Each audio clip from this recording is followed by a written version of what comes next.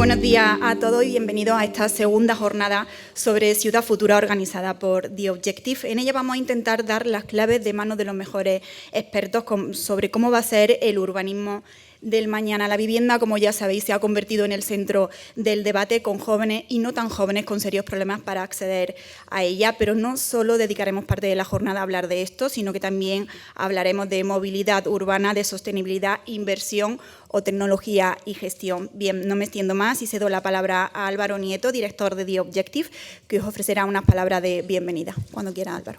¿Qué tal? Buenos días a todos. Gracias por estar aquí. No sé si ustedes saben que en 1900 apenas el 13% de la población mundial vivía en ciudades.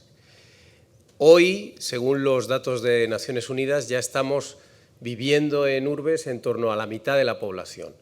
Y en 2050 ese porcentaje se habrá colocado ya en el 80%. Aunque no tenemos claro si se cumplirán o no los objetivos de la ONU, porque ya saben ustedes que a veces los pronósticos fallan más que una escopeta de feria, pero sí que es cierto que la tendencia es clara. Todos los indicadores dicen que cada vez las ciudades van a ser más grandes, cada vez más personas vamos a vivir en ellas y eso lo que hace es multiplicar los desafíos, los retos y los problemas que a veces se plantean en las grandes urbes. Por eso se nos ocurrió organizar estas jornadas hace ya un año, que hemos llamado Ciudad Futura, tratando de arrojar luz y de reunir a los principales expertos para que nos digan cómo deben adaptarse las ciudades a esa tendencia. Se trata de ver qué retos hay por el camino, tanto desde la vivienda, desde la movilidad, el transporte, el medio ambiente, la sostenibilidad, y de eso va lo de hoy. Es la segunda edición de nuestro evento Ciudad Futura y creo que va a ser como mínimo tan interesante como el que ya tuvimos ocasión de ver el año pasado. Les daré también un dato, y es que precisamente en las ciudades es donde viven sobre todo nuestros lectores, los de The Objective.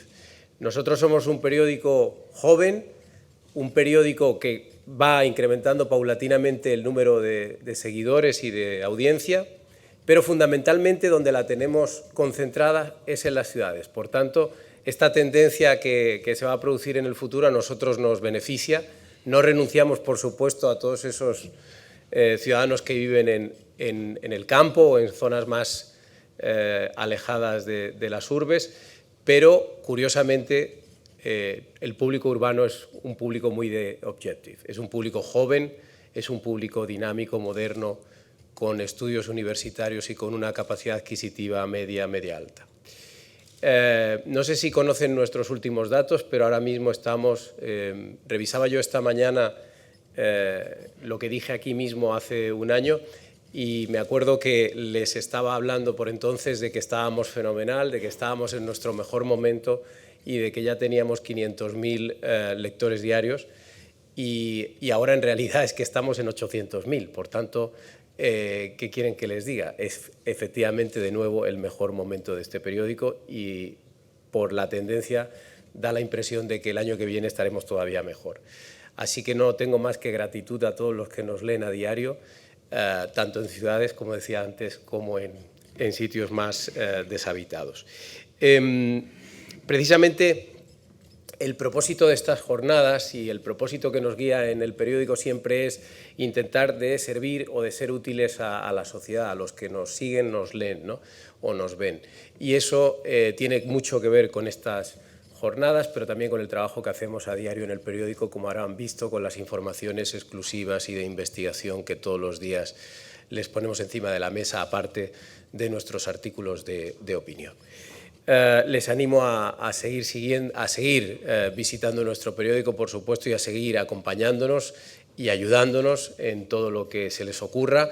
Quiero desde aquí, por supuesto, agradecer a la Fundación Ortega Marañón por acogernos una vez más en estas instalaciones tan extraordinarias y, como no, a nuestros 5 patrocinadores que hoy están con nosotros, así como a todos los participantes que van a tener la oportunidad de hablar aquí esta mañana y a todos los asistentes que están con nosotros. Así que vamos a comenzar ya. Muchas gracias a todos y buenos días. Muchas gracias, Álvaro. Comenzamos ya con la primera mesa redonda centrada en uno de los principales desafíos urbanos, como es la movilidad.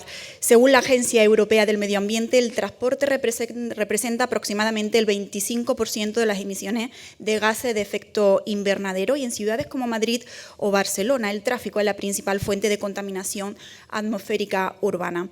En esta mesa exploraremos cómo están evolucionando las soluciones de transporte urbano para transformar las ciudades en entornos más sostenibles. Invito ya a subir al escenario a Antonio Tocino, director gerente de calle M30, y a Javier Del Val, director de vehículo eléctrico de Hyundai España. Modera esta mesa Fernando Cano. Perfecto. ¿Qué tal a todos? Buenos días, bienvenidos a este nuevo Ciudad Futura. Y estamos en una mesa de excepción, creo que me atrevo a decir que es la primera, quizás porque es un poco el eje de todo lo que queremos hablar durante toda esta jornada, y para ello contamos con gente de excepción. Hablamos de movilidad y en este caso pues tenemos a quien construye las infraestructuras, como es el caso de Madrid, calle 30, y quienes construyen los coches, que en este caso pues un representante de Hyundai, con lo cual pues tenemos un panel de excepción para comenzar a abordar esta normativa. Empezamos con Antonio. Antonio, me gustaría que me comentaras cómo se entiende la movilidad sostenible Madrid, calle 30. Buenos días, muchas gracias por invitarnos a esta mesa redonda. A ti por venir. Madrid Calle 30 es una sociedad de economía mixta que está participada un 80% por el ayuntamiento y un 20% por capital privado. Se encarga del mantenimiento de la M30. Este año cumplimos 50 años desde la inauguración del primer tramo de la M30. En esa época era competencia del Ministerio, pero hace 20 años, siendo alcalde Gallardón, pues transfieren la competencia al ayuntamiento y se inician las obras de remodelación de la M30. Básicamente consistieron en el soterramiento de la vía en la zona de la Ribera del Manzanares, la remodelación de los enlaces más importantes, con unos criterios y unos objetivos de sostenibilidad. El Ayuntamiento de Madrid encarga un estudio de parque circulante cada 2 años y en las conclusiones del año 2024 vemos que siguen habiendo un 47% de vehículos diésel, aunque cada vez son menos contaminantes. Han subido los coches eléctricos y los híbridos a un 17%. Y bueno, con este estudio de parque circulante y los datos que tenemos de movilidad, hemos calculado las emisiones que emiten los vehículos en la M30 y hemos visto que hay un descenso de emisiones desde el 2017 al 2024 de un 45% de CO2 y de un 65% de NOx. Estamos trabajando en una infraestructura sostenible. Tenemos los jardines verticales más grandes de Europa y del mundo, con 3.250 metros cuadrados en la zona de la Avenida de la Ilustración. El Ayuntamiento está apostando por ganar zonas verdes para el disfrute de los viandantes y de los usuarios de las infraestructuras. Se ha soterrado el último tramo que quedaba pendiente en la zona del Calderón de los túneles y se han habilitado 67.000 metros cuadrados de zonas verdes. Se está soterrando la A5 y encima de la A5 se va a construir el pasillo verde del suroeste con 80.000 metros. Hoy empieza la obra de cubrimiento de ventas, un tramo por debajo de ventas de unos 200 metros, donde se van a habilitar otros 17.000 metros cuadrados. Y bueno, también estamos apostando por el ahorro energético. Hemos renovado las instalaciones de alumbrado de parte de los túneles y del exterior. Estimamos un ahorro del 30%. Y bueno, así es como vemos desde Madrid Calle 30 la sostenibilidad. Muchas gracias, Antonio. Javier, nos comentaba Antonio en algunos datos del informe que citaba que el 46% del parque sigue siendo diésel y que solo el 17% son eléctricos o híbridos.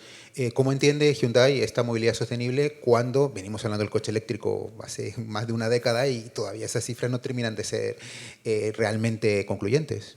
Efectivamente, bueno, buenos días a todos.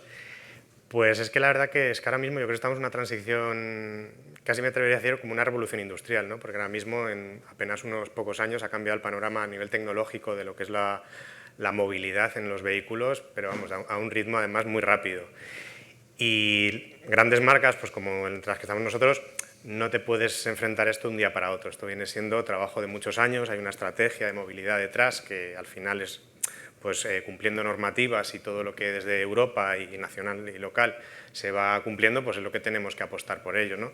Entonces, desde el punto de vista de tecnología, pues somos de las marcas que ofrecen las 5 tecnologías de electrificación, que a día de hoy pues también es algo que no queremos imponer a nadie porque cada cliente y cada ciudadano tiene su necesidad, ¿no? Cada uno tiene que cumplir unos requisitos y con esas 5 tecnologías digamos que lo cubrimos. Y lo que decía, que esto no es de un día para otro. Por ejemplo, en tecnologías de hidrógeno es una empresa que lleva trabajando más de 25 años en esta tecnología que parece que viene siendo algo nuevo ahora, ¿no? Y yo creo que cómo se entiende esa movilidad ahora mismo, yo creo que en Hyundai tenemos ahora mismo 3 pilares fundamentales, que es lo que se está trabajando ahora. Llevamos varios años, pero lo que ahora también vemos también que la sociedad se va aceptando, ¿no? El vehículo eléctrico y esos grados de penetración que estamos hablando, el vehículo eléctrico poco a poco va a ir más, es decir, un pilar es la electrificación. Otro pilar son los servicios conectados y todo el tema de conectividad dentro del vehículo, pues cómo conectar el vehículo, pues por ejemplo, con sistemas de señalización de ciudades para gestión eficiente de tráfico, que el coche decida por qué rutas, por ejemplo, también. Y luego, otro lado también, las marcas nos estamos convirtiendo ahora ya ya no con la compra tradicional de un coche, sino como servicio. Es decir, ahora ofrecemos servicios de suscripción a un vehículo, que antiguamente eso era como, no, yo me compro mi coche en propiedad. No, ahora es un coste por uso, un uso por pago, pago por uso, mejor dicho. Y es lo que se está trabajando también en ese sentido. Entonces, pues ofrecer también al ciudadano, tener un coche aparcado en un garaje, más del 90% es pues, una tontería, pero sí que necesita cubrir esa movilidad, ¿no? Y pues para eso también estamos en esa tercera pata del negocio que está funcionando bien, la verdad. Muchas gracias, Javier. Antonio, ¿me puedes comentar cuáles son los principales beneficios de Madrid Calle 30 ahora mismo? Porque hablabas un poco de lo que se va a construir en el futuro, pero un poco ahora mismo, ¿cuáles son los principales beneficios que la ciudadanía puede notar que ha generado en estos 50 años que lleva de funcionamiento Madrid Calle 30? Bueno, pues coincidiendo con el 50 aniversario de la inauguración del primer tramo, hemos encargado un estudio al Departamento de Economía Aplicada de la Universidad Rey Juan Carlos para que analice cualitativa y cuantitativamente los beneficios que ha generado la M30 desde sus inicios y concretamente desde el periodo que se hizo la renovación integral que hizo Gallardón en el 2006, o sea, desde el 2006 hasta el 2024. Y el estudio concluye, perdón, que se han... Voy a tener que beber un poquito de agua, perdón.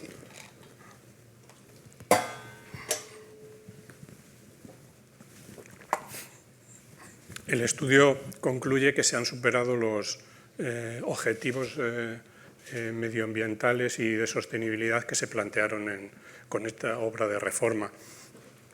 Para que os hagáis una idea, se han reducido mucho la accidentalidad. Se estima que se han reducido pues, 12.000 accidentes a lo largo de todo este periodo, lo que viene a significar pues, 2 accidentes menos cada día. Se han reducido los accidentes leves, los graves, las víctimas mortales. Hay un ahorro de tiempo para los usuarios porque a raíz de esas obras de renovación tenemos una autovía que el tráfico es más fluido, con lo cual los usuarios pues, consumen menos horas en ir al trabajo y en moverse por la M30 y se estima en entre 47.000 y 70.000 horas al día. Hay beneficios medioambientales, pues se ha reducido el ruido en todas las viviendas colindantes a lo que antes era la M30 en la zona del río. Se ha recuperado el Manzanares para los patos y demás animales. Tenemos también beneficios a nivel económico y a nivel social, pues se han revalorizado el valor de las viviendas en la zona de Madrid-Río. ¿Qué decir de la utilización de Madrid-Río? Hay un ahorro de combustible, el tráfico ha mejorado y se ha liberado mucho tráfico de la almendra central de Madrid. Todos estos beneficios se han hecho una cuantificación económica y se estima que son unos 6.200 millones de euros, lo que significa que se habría amortizado todas estas obras de reforma en 17 años. Perfecto, muchas gracias, Antonio. Javier, venimos hablando de esto hace muchos años, pero no termina de solucionarle, y es el tema de la autonomía de los vehículos eléctricos, que al final mucha gente es reticente a comprarlos porque no se atreve a hacer grandes trayectos con estos vehículos que no están lo suficientemente autónomos. Desde vosotros, o desde el sector del automóvil, ¿qué se está haciendo para mejorar esa gran barrera de entrada para comprar un coche eléctrico? Vale, pues como bien tú decías, el coche eléctrico también ya lleva muchos años, ya llevamos casi más de 10 años con el coche, digamos, circulando, bueno, y hace más, ¿no? El vehículo eléctrico es hace casi más de 100 años, pero lo que viene siendo el uso masivo es recientemente. Pero es verdad que las tecnologías están evolucionando rapidísimamente. Ahora mismo nosotros hemos presentado hace un par de años, lo que es una plataforma modular. Es decir, no solo vamos a la sostenibilidad en el uso del vehículo, es decir, cero emisiones durante el uso, que para ciudades en el que estamos hablando es lo que necesitamos, pero también la fabricación. ¿Qué es lo que se ha hecho desde el grupo? Se utiliza una plataforma global, que además tiene otro apellido, que es modular, y eso qué significa, que lo podemos adaptar a cualquier tipo de vehículo. Es decir, técnicamente es una plataforma muy sencilla, es más sencillo que un vehículo de combustión. Se puede jugar, pues poner un motor delante en el eje delantero, un eje trasero, se puede hacer un tracción total, una tracción delantera, trasera, se juega también con el tamaño de la batería, y eso a los ingenieros, ¿qué ventaja les da? Pues les da que pueden fabricar de un coche más grande a un coche más pequeño. Y ese es el punto de vista digamos, constructivo.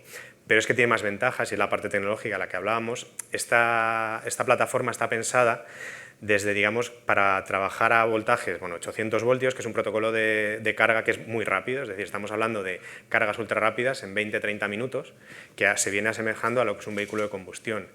Y donde otro, digamos, punto fuerte también de la marca y donde también se está trabajando es en el tema de las baterías, ¿no? Ya no solamente del uso ni de evitar esa concienciación que hay, ¿no? Del uso del coche eléctrico, estos daños que parece que falsas noticias que se dice y demás, sino también que la seguridad que tienen los coches es elevadísima, me atrevería a decir que incluso más alto que los de combustión, pero sobre todo, más que autonomías, a lo que vamos es que también ya se están ofreciendo autonomías de 600 kilómetros, que es casi ya un vehículo, un depósito de gasolina, pero también a mejorar la experiencia de carga, es decir, esos 20-30 minutos, que además eso es carga completa, como el móvil, no esperamos a que se cargue, a que se termine del todo, ¿no? Entonces, lo que estamos haciendo también mucha labor de adoctrinamiento, de enseñar esta tecnología a los clientes, que uno de estos miedos pues se vaya disolviendo y podamos ya ir introduciendo, y que la cuota de mercado, que este año ya está subiendo bastante, pues veamos mejores resultados el año que viene. Muchas gracias, Javier. Antonio, ¿qué retos y desafíos tiene Madrid Calle 30?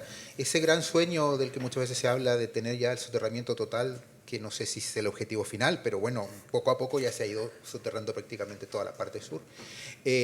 ¿Hacia dónde va en los próximos 50 años? ¿Qué podemos esperar de Madrid Calle 30? Bueno, pues Madrid es una de las ciudades más importantes de Europa y del mundo. El año pasado tuvimos 11 millones de visitantes y la previsión es que para el 2050 en la Comunidad de Madrid haya un incremento de población de un 15%. Por tanto, tenemos que estar preparados para esos cambios que vienen. Vamos a tener que seguir manteniendo y conservando la M30 con los mismos cánones de calidad que lo estamos haciendo ahora, pero hay que seguir invirtiendo en obras de renovación, en obras de mejora, como por ejemplo lo que se ha hecho en el nudo norte, que ha dado una fluidez mayor. En cuanto a lo que me preguntas de si se va a seguir soterrando, bueno, pues el soterramiento es una inversión muy importante y yo creo que ahora el Ayuntamiento no lo tiene en sus oraciones. Sí que es verdad que se va a seguir ganando espacios verdes para los usuarios. De hecho, está previsto que el túnel que se está haciendo en la A5 continúe otros 5 kilómetros más hasta la Avenida de los Poblados. Y bueno, pues todas estas obras que hay que hacer y que estamos haciendo, pues generan afecciones al tráfico. En ese sentido, tenemos que planificarlas muy bien y tratar de minimizar esas afecciones al usuario. Para que os hagáis una idea, la mayoría de los trabajos de mantenimiento y de las obras que se hacen en la M30 se hacen por la noche, porque es cuando únicamente la vía permite hacer una reducción de carriles.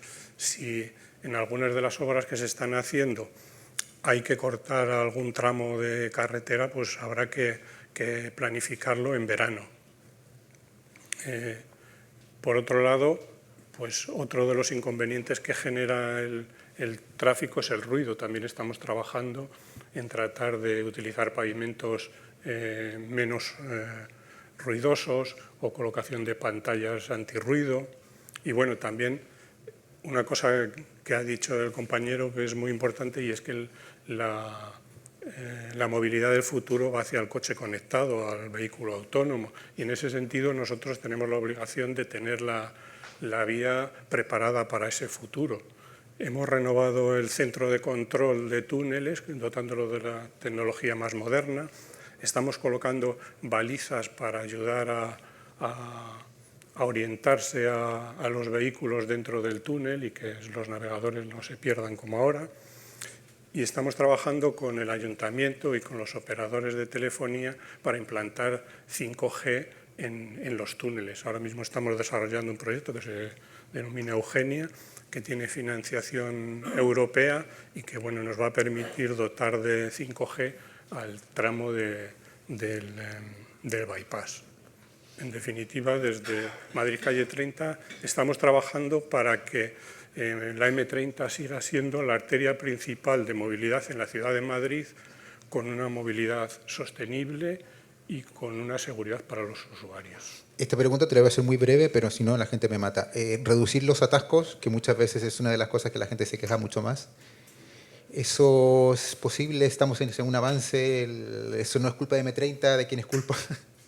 Pues la verdad es que es muy complicado porque las vías tienen la capacidad que tienen y entonces lo único que podemos hacer es que el tráfico sea muy fluido, atender enseguida los accidentes y bueno, tratar de influir en el usuario para que utilicen la vía de una forma más escalonada. Nosotros, por ejemplo, tenemos un tráfico que es predominante de sur a norte por las mañanas y de norte a sur por las tardes. Entonces, bueno, pues la vía no podemos ampliarla de capacidad. Entonces, lo único que podemos hacer es que funcione de una forma más eficiente. Perfecto, muchas gracias, Antonio. Javier, última pregunta. ¿Qué barreras se perciben en la adopción del vehículo eléctrico por parte de los ciudadanos? Y aquí a mí la primera que se me viene a la cabeza es el precio. Porque al final, pese a que hay mucha competencia de Asia que viene con precios mucho más baratos, creo que yo, si me planteo personalmente comprar un coche eléctrico, todavía el precio sigue siendo bastante más elevado que un diésel o que una gasolina. Ya me has dicho dos, la autonomía y el precio. Me está desarmando el discurso. No, pero bueno, lo del precio sí que y es normal, ¿no? Al final una inversión en un vehículo es una inversión fuerte, ¿no? Es la segunda inversión más importante después de la casa.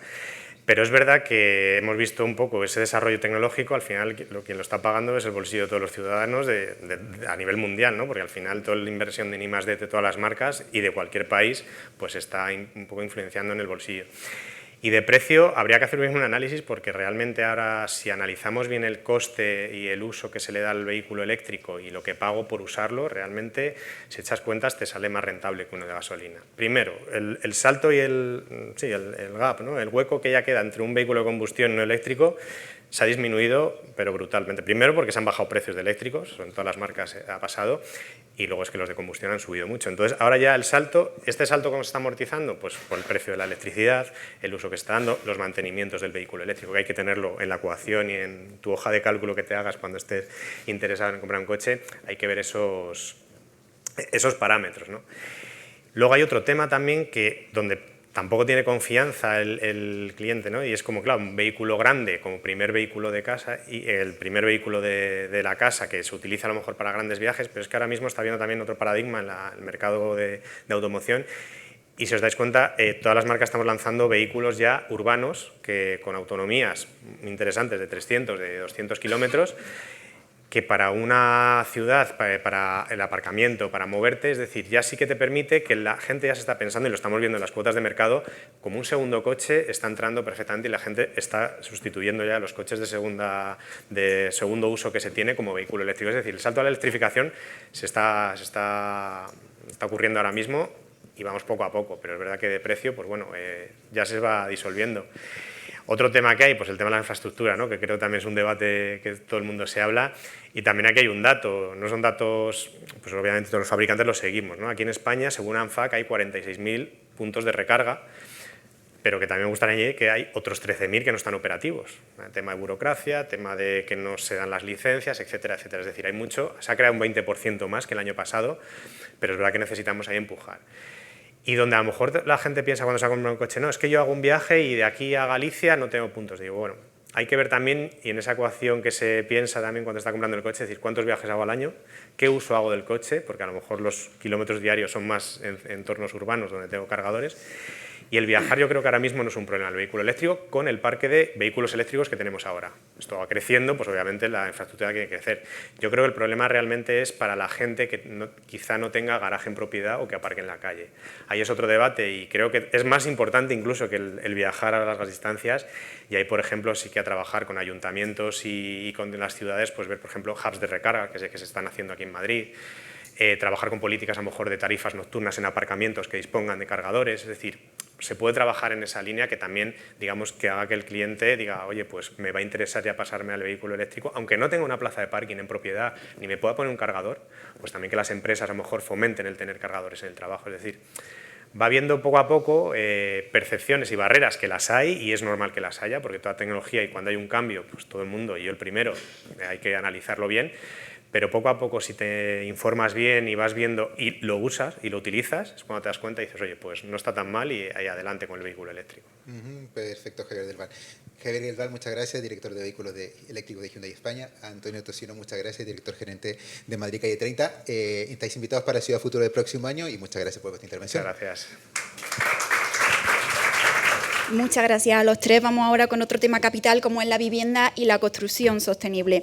La vivienda, como hemos comentado anteriormente, se ha convertido en el centro del debate y es uno de los grandes retos económicos y sociales de nuestro país. El acceso a un hogar digno y asequible es cada vez más difícil, especialmente para jóvenes y para familias con rentas bajas en grandes ciudades.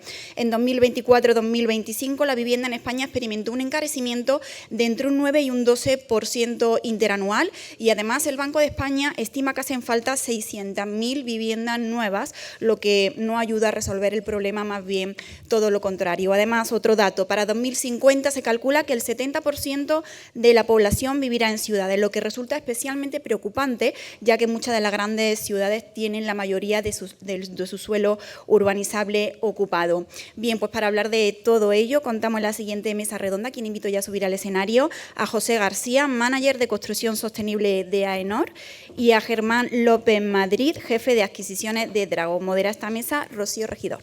Muchas gracias, José, Germán, por venir a esta segunda edición de Ciudad Futura, y vamos a hablar ahora de, diría yo, pues el principal tema de Ciudad Futura, el principal fin de las ciudades, que es que sean habitables, que sean vivibles, porque solo así podremos seguir atrayendo talento. Las empresas, como las vuestras y como todas, podrán seguir contando con los mejores profesionales, pero si tienen unas viviendas en las que poder vivir, si hay oferta disponible, si hay oferta también asequible. Vamos a empezar, José, si te parece, contigo, para saber si en la crisis de vivienda que describía Lidia, en la que nos encontramos actualmente en ciudades como Madrid, como Barcelona, en las principales ciudades del mundo, ¿qué papel puede jugar una construcción sostenible para solucionar ese problema de acceso, José? Muchas gracias, buenos días, gracias por la invitación. Y menuda pregunta para empezar, ¿no? La crisis de la vivienda. En primer lugar, pensemos en esas actuaciones, en esos planes, ¿no?, que se están haciendo a nivel estatal, ¿no? Por ejemplo, el Plan Estatal de Vivienda, que se enfoca sobre todo en los jóvenes y en las zonas rurales, ¿no? En ese sentido, el eje principal no es la sostenibilidad, yo creo que ahí se podría hacer un poquito más, ¿no? Pero si pensamos, por ejemplo, en la financiación, ¿no? en los bancos a la hora de adquirir vivienda nueva, sí que se están ofreciendo ya, por ejemplo, hipotecas verdes, dando pues, mejores intereses, ¿no? a la compra de aquellas viviendas que tengan una calificación energética, por ejemplo, A o B, ¿no? Si pensamos también, por ejemplo, en la compra de vivienda nueva, en el IVA, ¿no? de ese 10%, o en el impuesto de transmisiones, que puede ser, dependiendo de la comunidad autónoma, en torno al 6%, aquí también tenemos margen, ¿no? a la hora de conceder bonificaciones, mejoras tanto en el IVA como en el impuesto de transmisiones, para aquellas viviendas que sean más sostenibles. Pero si pensamos, por ejemplo, en rehabilitación, ¿no? Algo tan importante con este parque edificatorio pues, que tenemos tan envejecido, aquí sí encontramos ayudas que pueden ser de hasta 3.000 euros en aquellas actuaciones que mejoren la eficiencia energética, ¿no? Por ejemplo, el ahorro de hasta un 30% en el consumo de energía primaria no renovable.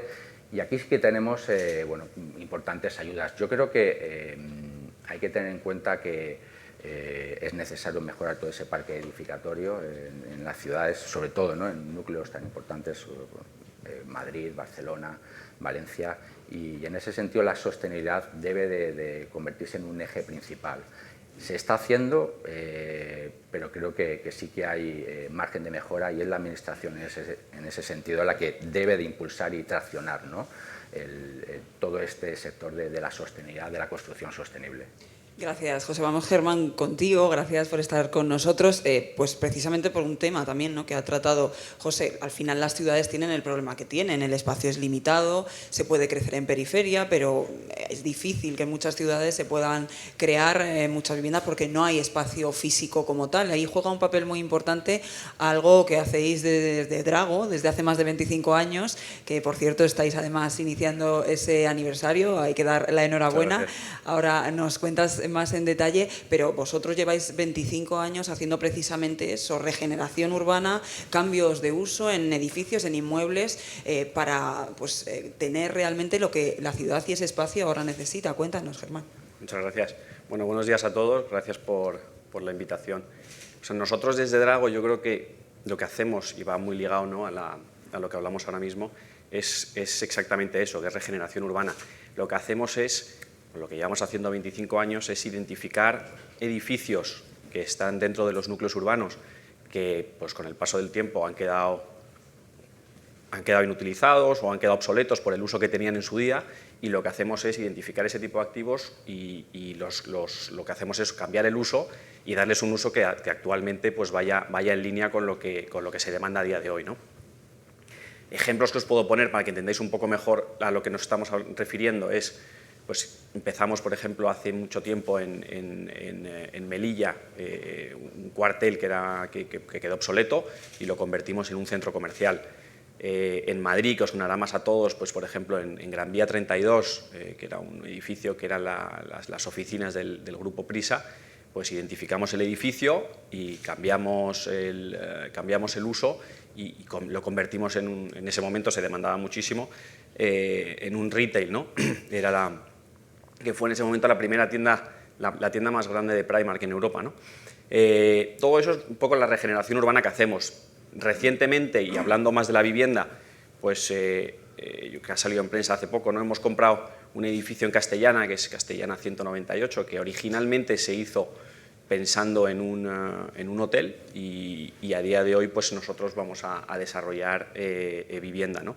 Entonces básicamente es eso, edificios que con el paso del tiempo, el uso que en su día se le dieron, pues a día de hoy no tiene sentido, se han quedado obsoletos. Lo que hacemos es identificar ese tipo de edificios, trabajar con el ayuntamiento en un cambio de uso y darles un uso que a día de hoy se demande, ¿no? Eso es un poco lo que llamamos nosotros regeneración urbana y es lo que llevamos haciendo pues 25 años y la verdad que seguimos haciéndolo día a día, ¿no?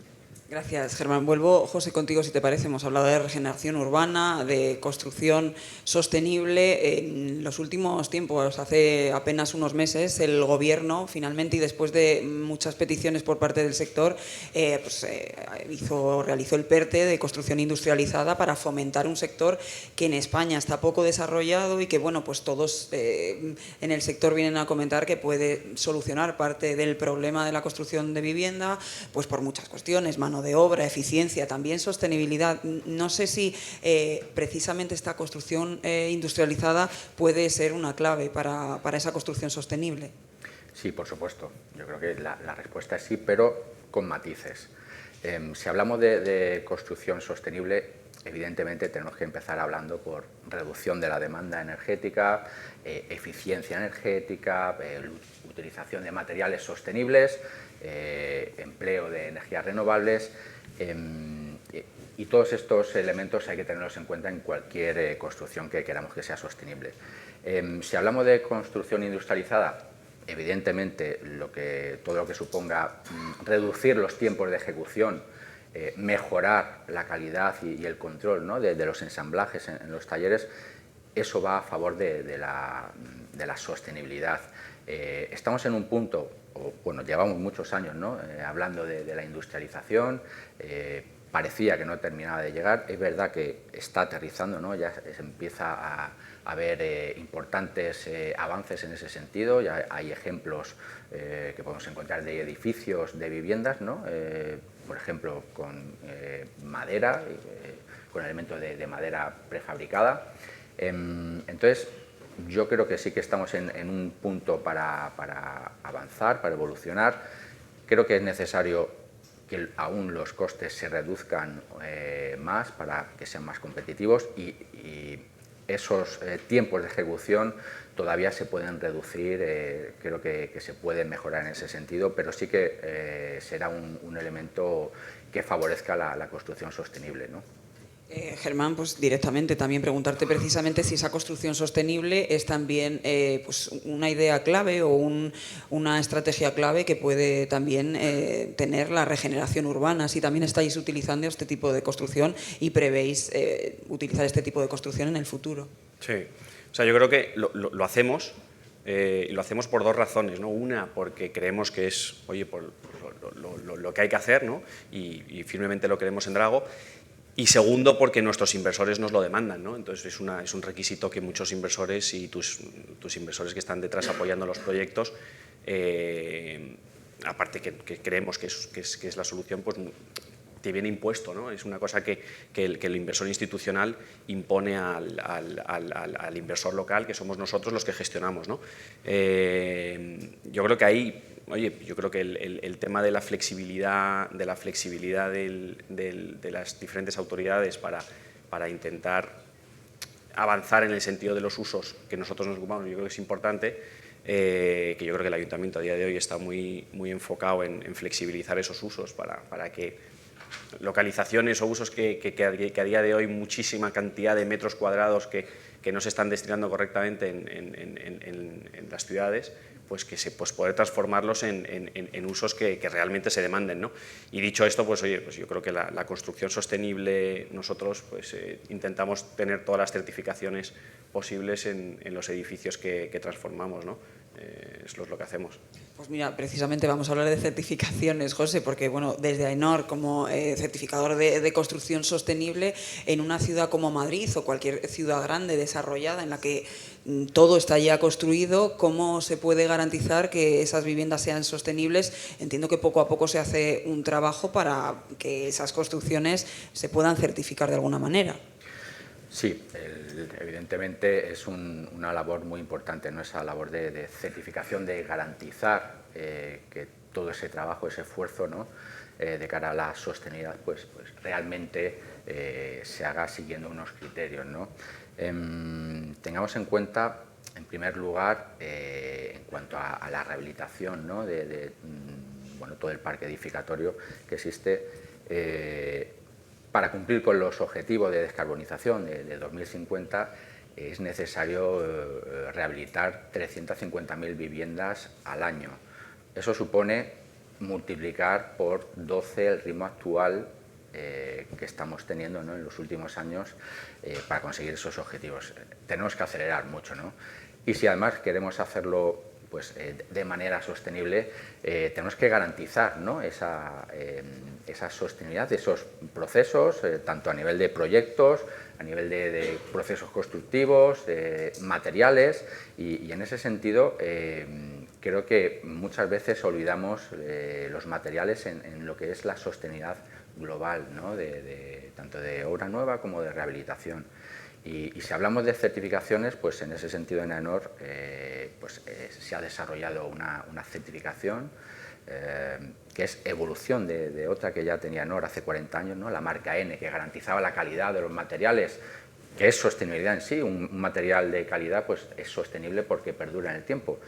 Pero le hemos dado a esa marca N pues una capa, ¿no?, de sostenibilidad, no solo medioambiental, sino social y de buen gobierno, pero no solo hablando del material en sí, sino de la fabricación, del centro de producción, ¿no?, de la fábrica, que creo que es muy importante, porque muchas veces hablamos de un material sostenible porque tiene un porcentaje de material reciclado, por ejemplo, pero ese material puede haber sido fabricado por niños en una fábrica de Asia en malas condiciones, ¿no? Entonces, creo que es muy necesaria la certificación tanto de los materiales como también de los procesos constructivos y de los proyectos, ¿no? Y en ese sentido pues, hemos desarrollado certificaciones que cubren todo el ámbito de la construcción, por ejemplo, una certificación de edificio sostenible, ¿no?, para obra nueva, pero también rehabilitación sostenible, reforma sostenible, ¿no?, que garantiza la sostenibilidad de todas estas obras y rehabilitaciones de las que estamos hablando, ¿no? Sigo contigo, José, porque estamos hablando de certificaciones y precisamente en una época en la que ustedes saben, en el ecoblanqueo, el greenwashing ha hecho mucho daño. No sé vosotros cómo habéis percibido esa época y qué recomendáis sobre todo también a las empresas, ¿no?, para esquivar este ecoblanqueo. Pues sí, es el tema del greenwashing nos ha salpicado, ¿no?, durante todos estos años, pero en todos los sectores, no solo en la construcción, en cualquier sector. En ese sentido, ya la Unión Europea, ¿no?, pues, ha desarrollado la Directiva Europea para evitar el greenwashing, ¿no?, la Directiva 825, que entrará en vigor el año que viene, 2026. Ya veremos cómo se transpone, ¿no?, a nivel nacional, eso también será interesante. Pero en ese sentido, a partir del año que viene será necesario que cuando hablemos de sostenibilidad en construcción, cuando pongamos etiquetas medioambientales, ¿no?, a cualquier producto, ya sean edificios o cualquier producto, tendrá que estar verificado por una tercera parte.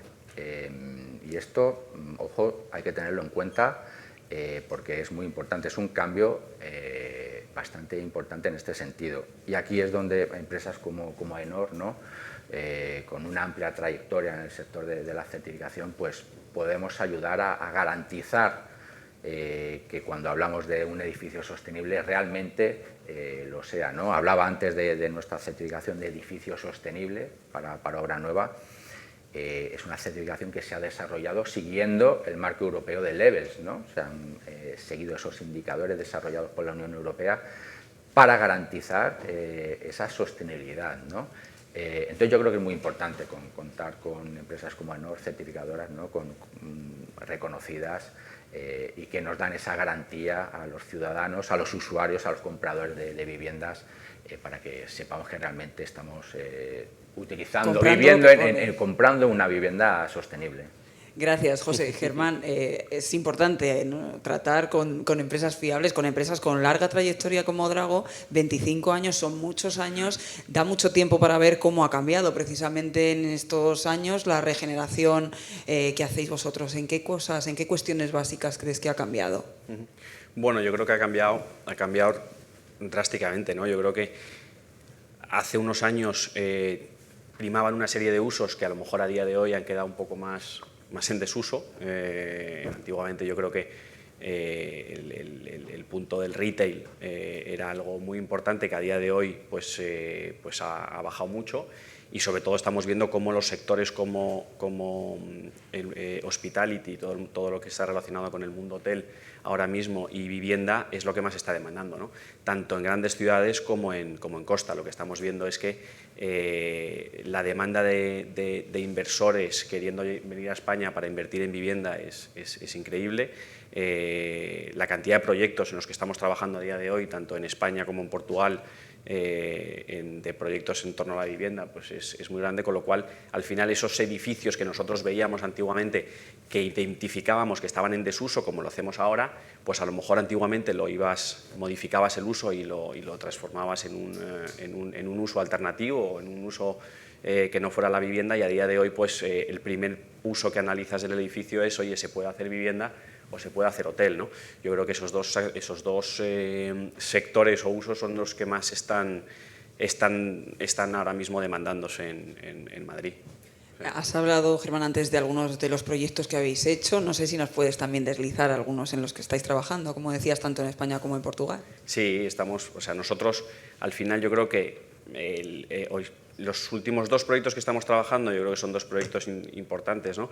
Yo creo que es el de Castellana 198, que fue que ha sido un proyecto que lleva parado muchísimos años, ¿no? Yo creo que llegar a Madrid, yo creo que es el único suelo que existe ahora mismo en Paseo de la Castellana, pues ver cómo es como eso, al final, por una serie de razones, pues eso era de Real Urbis y al final pues entró en concurso y se quedó estancado durante un montón de años, ¿no? Este año, afortunadamente, hemos conseguido desatascarlo, y lo que antes era, lo que ha sido durante, pues yo no sé, creo que 15 años una lona en Castellana, pues este año, si Dios quiere, vamos a conseguir convertirlo en vivienda, ¿no? Yo creo que es un proyecto apasionante en el que estamos trabajando. En Portugal estamos trabajando mucho en reconversión de vivienda. Compramos una serie de edificios hace muchos años en Lisboa, y lo que hemos ido haciendo es edificios que estaban completamente en desuso, completamente abandonados, básicamente pues, en el núcleo urbano de Lisboa, reconvertirlos en vivienda, ¿no? Que la vivienda a día de hoy en Lisboa pues tiene un tirón increíble, y lo que estamos haciendo es reconvertirlo en vivienda y venderlo, ¿no? Y hace poco, bueno, pues nos metimos en el centro comercial ABC, que también estamos trabajando con Banca March para poder ayudarles a crear valor ahí, y en definitiva pues proyectos como Castellana 198, pues tenemos un último ejemplo que abrimos el año pasado. Yo creo que es un hotel en Sevilla, que es un ejemplo otra vez de regeneración urbana. Era un edificio que estaba completamente abandonado en Avenida de la Constitución, que es como la Gran Vía de Sevilla, enfrente del ayuntamiento. Era un banco, que era la sede del Banco Andalucía, que en su día tuvo una oficina estupenda y tenía todo el sentido del mundo, pero en esos momentos que un banco tuviera la oficina delante del ayuntamiento, pues a lo mejor no tenía tanto sentido o tanta demanda, ¿no? Entonces compramos el edificio, hicimos un cambio de uso que tardó más de lo esperado, y lo convertimos en un hotel, y abrió sus puertas, va a hacer ahora casi año y medio, ¿no? Y abrimos un Marriott. Pues eso es un poco la regeneración urbana en la que trabajamos nosotros. Genial, pues ponemos aquí punto final a esta mesa. José García Vázquez de AENOR, Germán López Madrid de Drago. Muchísimas gracias a los dos por vuestras claves, y gracias a todos ustedes. Gracias. Muchas gracias a los tres por estas interesantes reflexiones sobre vivienda y construcción sostenible. Pasamos ahora a un eje fundamental para que todo esto que venimos hablando a lo largo de la jornada se convierta en realidad, y es la financiación y la inversión. En esta tercera mesa hablaremos sobre los mecanismos que pueden hacer posible el desarrollo de una ciudad moderna y funcional, y es que son varios los desafíos que enfrentan las grandes ciudades a la hora de atraer inversión, garantizar una financiación estable y diseñar modelos económicos. Invito a subir al escenario ya a nuestro compañero Enrique Morales, quien conversará con Alberto Sanz, director de cuentas de STL. Buenos días. Bueno, la siguiente charla está centrada en movilidad sostenible, pero desde el punto de vista en la movilidad a través de la bicicleta. No solamente La movilidad sostenible en la ciudad futura puede estar basada en el transporte público eficiente, en medios de transporte basados en energías limpias o en hacer grandes infraestructuras. Una de las opciones por la que han apostado algunos países de Centro Europa es la bicicleta.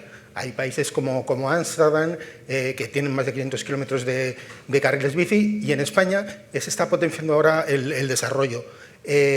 Vamos a hablar con Alberto Sanz, que es responsable de financiación y del sector bike en CTLM, ¿no? La apuesta de CTLM Paribas es la financiación y la apuesta por la bicicleta.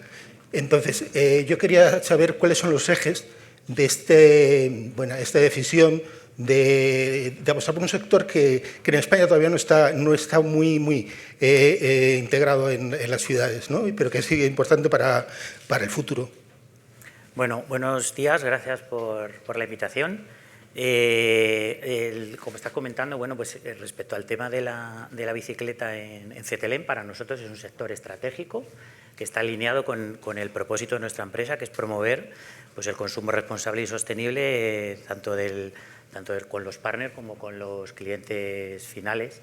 Nosotros en CTLM llevamos trabajando en el sector de la bicicleta varios años, y cuando entramos en un sector lo que pretendemos es, aparte de lo que son nuestros servicios de financiación, tratar de aportar un valor a esta industria, a este mercado, que vaya más allá de estos servicios de financiación. Y cuando digo ir un poco más allá de los servicios de financiación, pues me refiero que nosotros apoyamos el sector porque colaboramos con asociaciones como ATEBI, que es la Asociación de Tiendas Especialistas de Bicicletas, y con nuestro apoyo logran que les tratamos de ayudar para que a nivel institucional consigan mejoras para las tiendas, como apoyo para sus formaciones, apoyo para la digitalización de las tiendas, apoyo para conseguir subvenciones.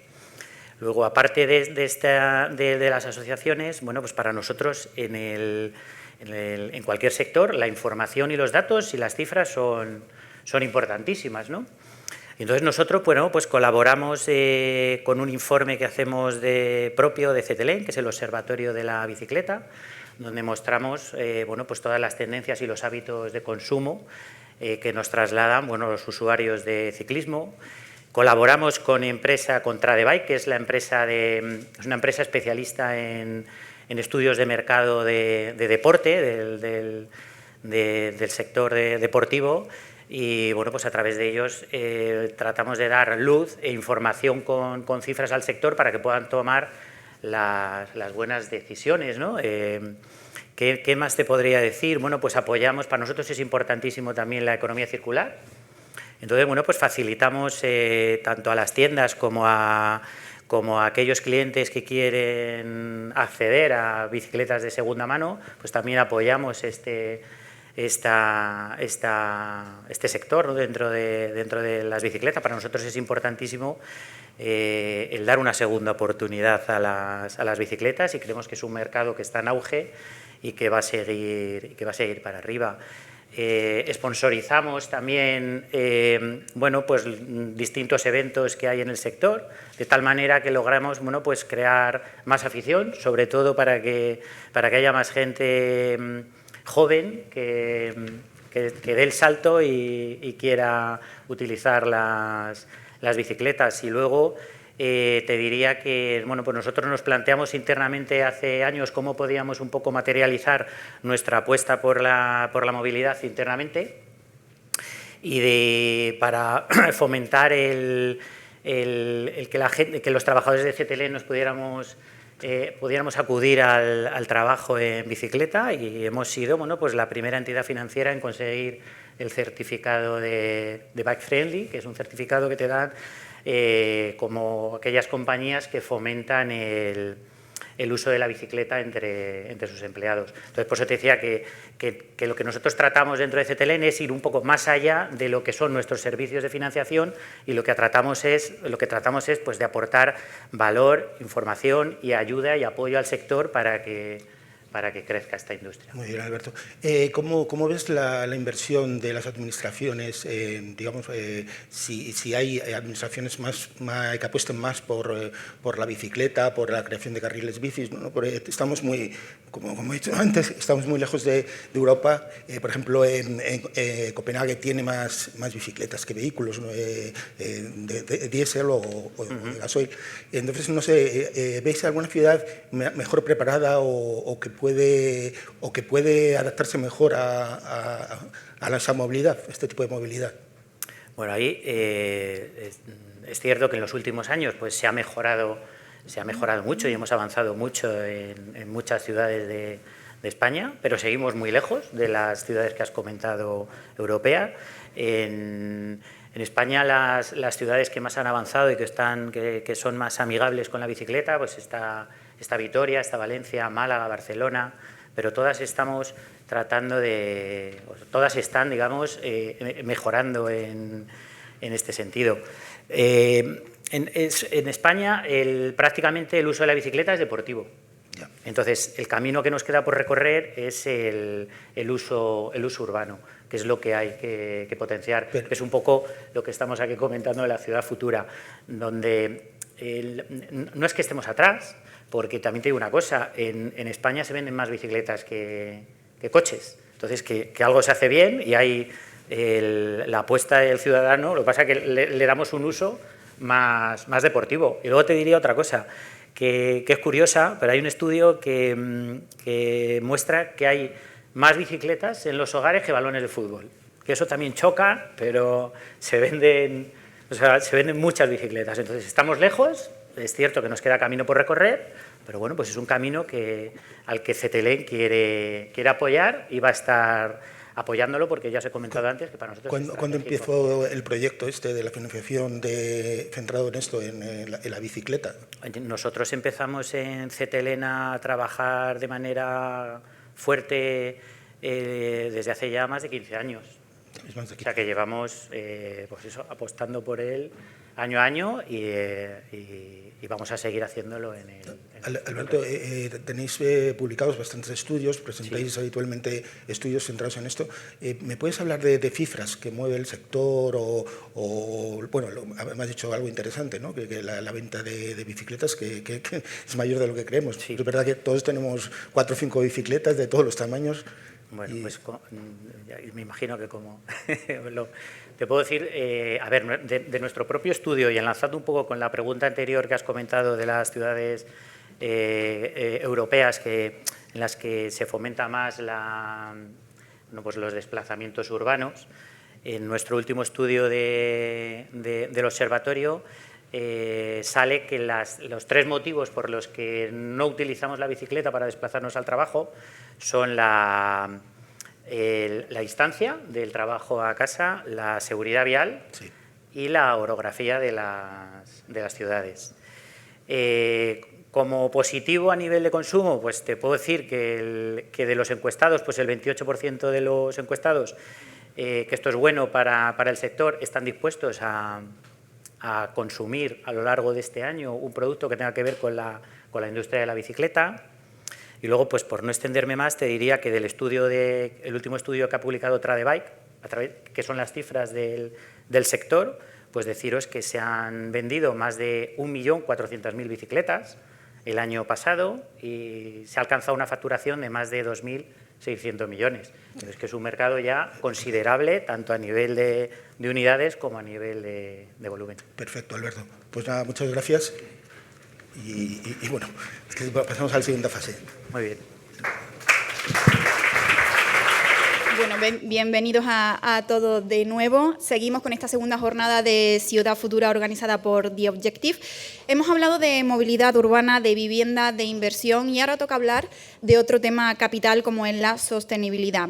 El reciente apagón eléctrico que vivimos en España puso sobre la mesa una realidad incómoda y es nuestra dependencia energética y la fragilidad de un sistema que necesita transformarse para ser más autosuficiente y sostenible. Las ciudades ocupan solo un 4% de la superficie terrestre, pero consumen el 65% de la energía mundial y son responsables del 70% de emisiones de CO2. Para analizar en profundidad todo esto, cómo está actualmente la situación, invito ya a subir al escenario a Javier Úbeda Liébana, alcalde de Boadilla del Monte, y a Arantxa Martín, directora de Desarrollo de Nuevos Mercados de Veolia España, y modera esta mesa Javier Leal. Genial, pues empezamos esta siguiente mesa relacionada con todo el tema de sostenibilidad. Y vamos a empezar contigo, Arantxa. Una pregunta relacionada con obra nueva, bueno, de vivienda principalmente, ¿no? Se habla muchas veces de que la obra nueva está cada vez más sostenible y mucho mejor para el medio ambiente, pero ¿qué hacemos con la que está a día de hoy? ¿Cómo se puede descarbonizar esa vivienda?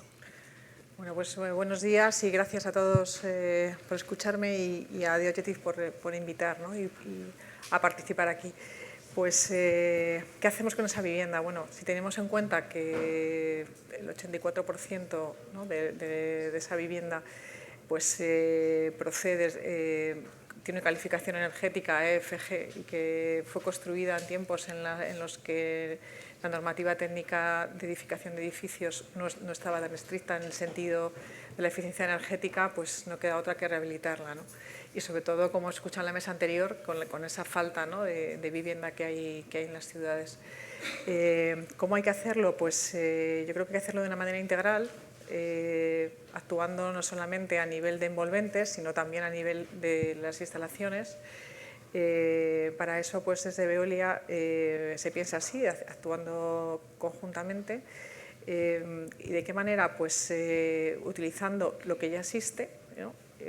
Para no contribuir a ese incremento de emisiones de CO2 que ya esa vivienda en su momento ya contribuyó, ¿no? Cuando se edificó, y tratar de evitar esto y concretamente pues, ¿cómo? Pues actualizando, por ejemplo, si os dais cuenta, pues antiguamente las redes de calor no existían, pero sí que había unas redes de calefacción que bien podían ser de gasóleo, de propano, incluso antiguamente en algunas zonas, por ejemplo aquí de la ciudad de Madrid, pues lo que hace Veolia las transforma en redes de calor y de frío con combustibles renovables, ¿no? Por ejemplo con biomasa, o con redes de quinta generación, de tal manera que permiten hacer que esa vivienda sea más sostenible, ¿no? y sobre todo que sea una vivienda descarbonizada. Pero claro, hay que actuar de una manera holística, ¿no?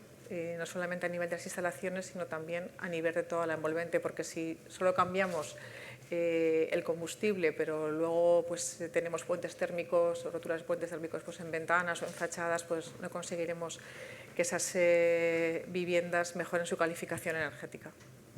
Y Javier, en una ciudad como la suya, en Boadilla del Monte, ¿qué barreras encuentran para no conseguir tener una ciudad verdaderamente sostenible? Muchas gracias. Me uno a los saludos de Arantxa y el agradecimiento a Objective. Nosotros, al hilo de lo que venía comentando, la pregunta anterior, nosotros en Boadilla hace 12 años dimos la posibilidad a las viviendas del casco antiguo de que pudieran subir una planta más, si el edificio lo permitía, y con esos ingresos de esas viviendas nuevas que se generan, poder arreglar energéticamente la vivienda, la fachada, los cerramientos, poner el ascensor, etcétera, etcétera. Ninguna lo pidió, con lo cual el principal problema veo que son los vecinos, la reticencia del vecino a pues asumir. No iba a ser no iba a tener coste para los vecinos, ¿no? Pero el propio lío, el administrador, los líos de vecinos, pues en este caso fueron la barrera a una iniciativa que era buena. Oiga, a usted no le cuesta nada, le damos un poquito más de altura, o ahí ya tenemos muy poquita altura, se le permite un bajo cubierta o se le permite una altura más si se puede, y eso fue, en este caso concreto, la barrera. En el día a día nuestra barrera, la burocracia. Cada paso que queremos dar, cada iniciativa que queremos poner en marcha, pues nos inundan los papeles y nos perdemos en los papeles, en los informes técnicos. Esta ley que tenemos de contratos nos presupone que todos somos delincuentes y entonces pues al final no te deja avanzar. Teniendo la voluntad, teniendo los recursos, pues al final el principal problema que tenemos es la burocracia. Sí, me sorprende, ¿no? Que pudiendo aumentar la edificabilidad, ¿no? De las viviendas no se haya pedido un aumento. De los bloques de pisos, sí. Subirlo, pues un bajo cubierta, un tercer piso que no lo hay, y no se pudo. Vamos, no lo pidió nadie. Sí, sí. ¿Ha mejorado la percepción desde entonces? ¿O los vecinos lo piden ahora? ¿O? Han puesto ascensor, el que necesita ascensor, lo han pagado entre ellos. y no... Alguna fachada se ve que se está... Si se están, pero ya son grupos privados, compran el edificio entero, que eran a lo mejor un almacén, lo tiran y hacen un bloque de pisos ya con acorde, ¿no? Bueno, cambiando de tercio, por hablar de la gestión de los residuos, Arantzazu, ¿cómo se encuentra ahora mismo esta situación en España? ¿Cómo la ven desde Veolia?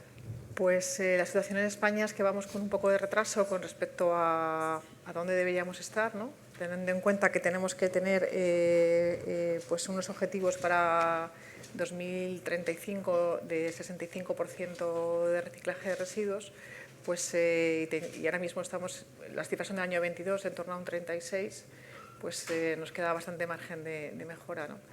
La directiva que está ahora, la directiva 2018, pues deja claro un poco hacia dónde tenemos que ir. Yo creo que falta, desde mi punto de vista, un poco de valentía, ¿no? De valentía política en querer apostar por otras técnicas que no sean el reciclaje como tal, una vez que ya, porque teniendo en cuenta que la jerarquía de residuos tenemos que tener claro que una vez que ya no se puede reciclar, ¿no? O sea, lo primero es no generar el residuo, lo primero que hay que hacer, intentar no generarlo, pero una vez que ya lo tienes generado, intentar reutilizarlo, intentar reciclarlo, que para volverlo a meter en la cadena de valor como materia prima o como recurso, o si no, valorizarlo energéticamente, ¿no? Entonces, esta última pata, antes de llegar al vertedero, es la que a veces en nuestra administración pues, cuesta un poco de trabajo el impulsarla. Desde Veolia pues, gestionamos 2 plantas de valorización energética en España y bueno, pues, 53 a nivel de Europa. Pero es verdad que bueno, cuesta un poco impulsarla. No sé la visión que tiene Javier sobre la valorización energética, pero aquí realmente cada vez que hablamos de ella... Bueno, yo creo que el sectarismo ideológico también es una barrera para todo esto, y parece que la valorización energética es un problema cuando hay incineradoras en el centro de Viena y no pasa absolutamente nada porque hay sistemas y hay técnicas para que no... Pues al final, donde quieras poner una planta se monta un lío político cuando es un tema que no debería ser así.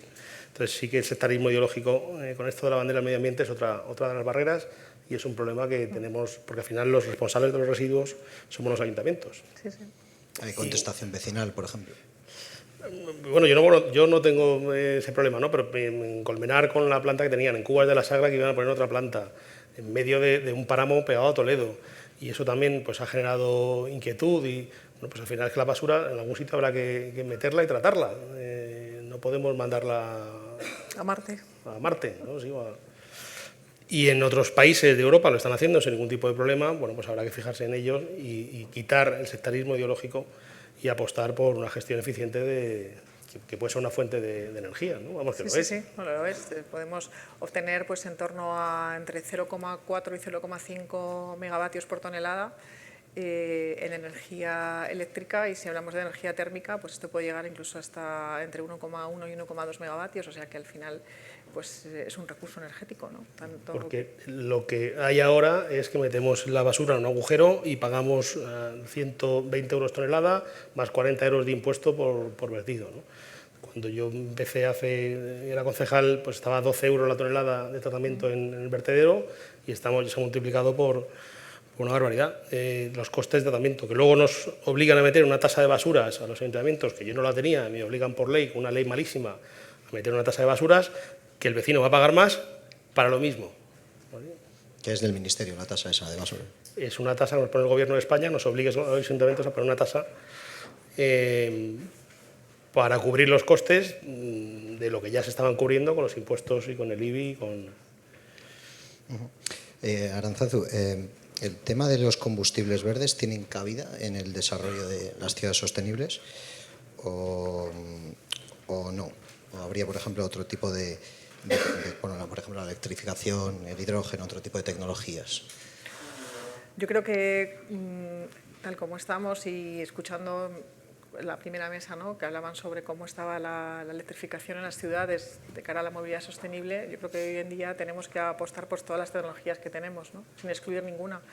Entonces, máxime cuando estamos viendo que se necesitan, por ejemplo, pues desarrollar la infraestructura eléctrica de carga de vehículos. Entonces, La electrificación es una realidad, yo creo que hay que tender hacia la electrificación, como no, pero los combustibles verdes, pues mientras se van evolucionando y aprovechando además, por ejemplo, el biometano, ¿no? Que podemos utilizarlo dentro de las tuberías que ya existen, ¿no? De las infraestructuras que ya existen, pues ¿por qué no?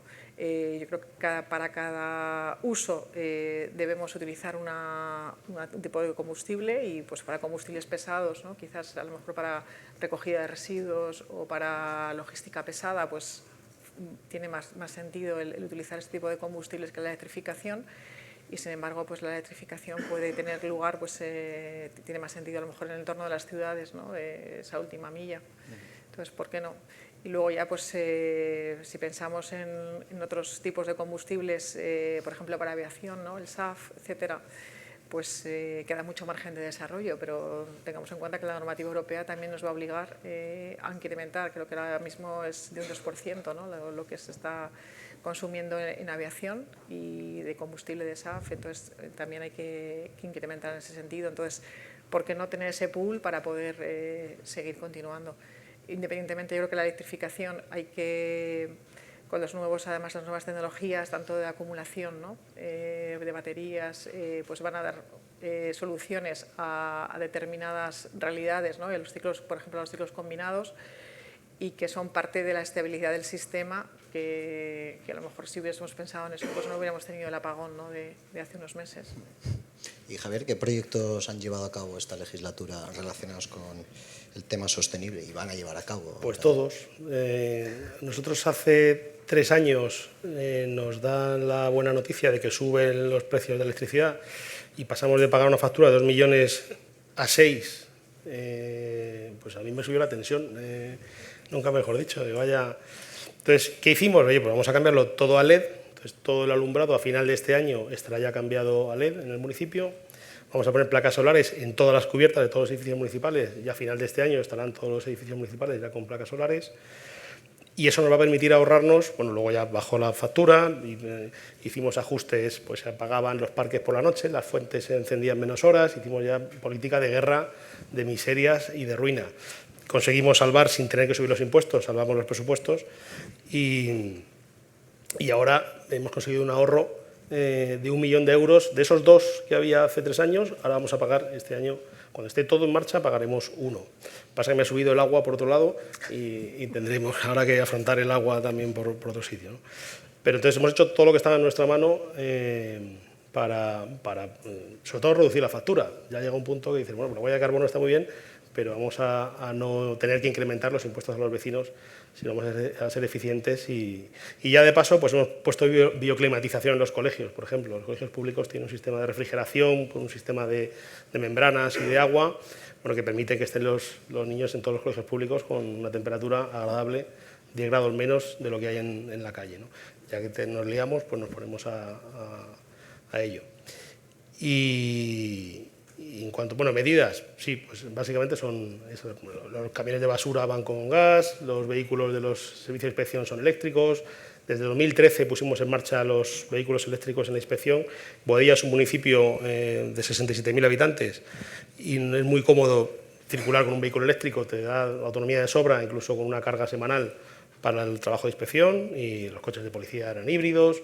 Bueno, hemos ido, y tenemos un sistema, por ejemplo, de bicicletas eléctricas que hemos puesto ahora, hemos renovado, donde tenemos 37 estaciones repartidas por el municipio. La primera media hora es gratuita y hay multitud de chavales moviéndose en bicicleta por Boadilla, que es también una manera de movilidad sostenible. Y por acabar, me gustaría conocer su opinión, tanto de una empresa como de un ayuntamiento, sobre la canalización de los fondos europeos en esta materia. ¿La están notando? Pues relacionándolo un poco fondos europeos con la primera pregunta que hablábamos, ¿no? Del parque de viviendas y la descarbonización que se puede hacer sobre este parque, pues dicen los expertos que hay 13.000 millones de euros, ¿no? De aquí al 2030 de oportunidades, ¿no? 13.000 millones. Sí, para generar esto. La verdad es que los fondos europeos, yo creo que estamos en un escenario en el que existen esos fondos. Lo complicado a veces es conseguirlos, ¿no? En el sentido de que la tramitación, pues como decía antes el alcalde, no solamente es la tramitación de toda la tramitación de papeleos, etcétera, a nivel de un ayuntamiento, sino también aguas afuera por el ministerio, ¿no? O eres muy experto, si no es muy complicado. Es decir, para las empresas es fácil conseguirlo, pero para los individuos, pues como se decía en la primera mesa que hablaban, que había subvenciones de 3.000 euros por persona, ¿no? Por vivienda, para hacer esa parte de rehabilitación, pues luego cuando te pones a hacer todo el trámite que tienes que hacer de papeleos, pues no es tan evidente, ¿no? Te piden tantos certificados. Entonces, ¿seremos capaces o no de conseguir eficientar estos fondos? Pues no lo sé, no de conseguir llegar a ellos. La cuestión es que yo creo que están ahí y que, por supuesto, es una palanca y, como tal, debe ser un acicate para traccionar un poco el mercado y que, bueno, pues apostar por ello. ¿Existe el riesgo de que se pierdan, por ejemplo, si no se llega...? Pues no lo sé, no sé cómo está el nivel de ejecución. La verdad es que no lo he mirado, pero sé que era bastante bajo, ¿no? ¿Alcalde? Bueno, es que es bajo el nivel de ejecución porque tienen letra pequeña. Entonces, oye, pues tal obra tiene que estar acabada antes de final de año. Yo tengo ahora, por ejemplo, renovación del casco histórico, una fase. Y si el 31 de diciembre no he acabado la obra, pues no los voy a cobrar. Yo voy a ir con las balas silbando, pues yo estoy ya con la obra desde marzo y espero tenerla el 31 de diciembre, pero si hay alguna complicación... ¿No puedes pedir prórroga? No. Bueno, pues muchas veces ver los plazos y decir, bueno, es que no llego, ¿para qué voy a pedirlo? Nos dieron unos fondos para renovar los CPDs, era una cosa pequeñita, 27.000 euros. Y nos lo dieron, nos ingresaron y se quedó desierto el concurso, lo adjudicamos en una segunda vuelta, en otro segundo concurso y nos pasamos del plazo. Bueno, hemos tenido que volver los 27.000 euros con intereses. Oiga, está justificado que se ha quedado desierto, mire usted, no puede pasar. Son muy estrictos y tienen muy mala sombra. Si tienes cierta agilidad ya en tu ayuntamiento, pues los puedes sacar adelante, pero como la gran mayoría de ayuntamientos falta personal, faltan secretarios, faltan interventores, estamos todo el día mendigando por las esquinas y llorando, pues va a ser muy difícil que se ejecuten muchos de los presupuestos. Además te exigen que si la subvención no te la diesen, esa obra la fueses a hacer igualmente y la pagues igualmente, ¿no? Que es el caso este del CPD, pues yo la tenía que hacer, si me dan el dinero bien y si no lo voy a hacer igualmente. Yo tengo ahora para carriles bici, tengo un montón de dinero concedido, que estoy ya con los proyectos de carriles bici, si me fuese de plazo, pues pierdo la subvención y el carril bici lo tengo que asumir yo. No todos los ayuntamientos pueden asumir ese riesgo fondos propios, claro. Con fondos propios. La interventora tiene que certificar que tengo los fondos propios disponibles para ello. Bueno, yo tengo una situación saneada, pero muchos ayuntamientos no la tendrá y mucha administración no lo tendrá y le echarán para atrás y no se presentarán a muchos fondos y es una pena. ¿Y se pierde esa subvención o qué? Claro. ¿Y a dónde se va? A Europa. Ah, vuelve a Europa. Vuelve a Europa. No. Y esto también lo estáis sufriendo vosotros, ¿no? Bueno, a nosotros nos sirve a veces como nosotros que trabajamos para los ayuntamientos, ¿no? Pues sirve de palanca un poco pues, para cuando a veces, no es el caso de Boadilla, como ha dicho el alcalde, pero cuando no tienen recursos propios, pues es la única manera de poder hacer esas inversiones, ¿no? y esas rehabilitaciones si tienes un dinero que viene de fuera y que es el que con el que lo pueden ejecutar, ¿no? Genial, pues muchas gracias Arantzazu y Javier por vuestro tiempo. Muchas gracias. Muchas gracias a los tres por estas interesantes reflexiones. Nos aproximamos ya al fin de esta jornada con un tema que atraviesa todos los anteriores dedicados a la transformación digital de las ciudades. En esta quinta y última mesa redonda, como digo, nos centraremos en cómo la tecnología puede ser una verdadera palanca de cambio para el entorno urbano. Hablaremos de ciudades inteligentes, de la aplicación de herramientas digitales y de cómo avanzar hacia una gestión 360. Invito a subir al escenario a Francisco Ortiguela, presidente de AMETIC, y a Guadalupe Cantarero, profesora de la Universidad CEU San Pablo, y modera José Manuel Calvo. Hola, ¿qué tal? Ya casi buenas tardes. Como decía Lidia, llegamos casi al final de este acto sobre las ciudades del presente que están empezando a ser ya ciudades del futuro. Hemos escuchado lo que nos importa de estas ciudades, hemos escuchado cómo nos movemos en ellas, cómo manejamos los recursos disponibles, qué soluciones damos a las demandas crecientes de agua, de energía, cómo hacemos para que la vivienda no sea la conquista del Everest, algo imposible para personas normales, sobre todo para jóvenes. Vamos a uno de los corazones ahora, que es el de las tecnologías de la información y la comunicación. ¿Cómo mejorar la vida de los ciudadanos con esas tecnologías? cómo integrarlas en infraestructuras y servicios. En definitiva, cómo hacemos ciudades para los que viven en ellas. Para hablar de todo esto, aquí está con nosotros Guadalupe Cantarero, que es profesora de la Universidad CEO San Pablo, doctora arquitecta y urbanista. Hola, ¿qué tal, Guadalupe? Encantada. Y Francisco Ortiguela, que es ingeniero, que fundó InBusiness 5.0 y que es presidente de AMETIC, la asociación portavoz de la industria digital española. Buenas tardes. Buenas tardes. Guadalupe, no sé si se puede medir cuánto de inteligente o cuánto de tonta es una ciudad. No sé si se puede medir si vivimos ya en Smart Cities o en ciudades que quieren serlo o en ciudades que querían y no lo fueron. Pero es que a lo mejor lo que ocurre es que hay un cierto agotamiento de concepto. No es un concepto nuevo. Hablamos de Smart Cities desde hace muchos años.